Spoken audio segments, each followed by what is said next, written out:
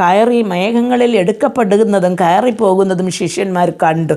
അപ്പം ഇത്രത്തോളം അപ്പം ഞാൻ അപ്പോസ്തലൻ പൗലോസ് ഈ യോഹന്നാൻ എഴുതിയ സുവിശേഷം 14-ാമത്തെ അധ്യായത്തിൽ യേശുക്രിസ്തു ശിഷ്യന്മാരോട് ക്രൂശീകരണത്തിന് മുമ്പായിട്ട് പറയുകയാണ്, നിങ്ങളുടെ ഹൃദയം കലങ്ങിപ്പോകരുത്, എന്നിൽ വിശ്വാസം വയ്ക്കുക, ഞാൻ പോകുന്നത് നിങ്ങൾക്ക് നല്ലതാണ്, ഞാൻ പോയിട്ട് ഞാനിരിക്കുന്ന സ്ഥലത്ത് നിങ്ങളെയും ചേർത്ത് കൊള്ളുവാൻ ഞാൻ പിന്നെയും വരും, ഞാൻ നിങ്ങൾക്ക് വീടൊരുക്കുവാനാണ് പോകുന്നത്, എൻ്റെ പിതാവിൻ്റെ വീട്ടിൽ അനേക വാസസ്ഥലങ്ങളുണ്ട് എന്ന് പറഞ്ഞു. ആ ഒരു തിരുവചനത്തിൻ്റെ പ്രകാരം അതൊക്കെ ശിഷ്യന്മാർക്ക് ഓർമ്മ വരുവാൻ തക്കവണ്ണം പരിശുദ്ധാത്മാവ് തൻ്റെ ഹൃദയങ്ങളെ തുറന്നു എന്ന് ഇന്നലെ നാം പഠിച്ചു. അപ്പോൾ ഇങ്ങനെ യേശുക്രിസ്തു പോകുന്നത് ഇവർ കണ്ടു.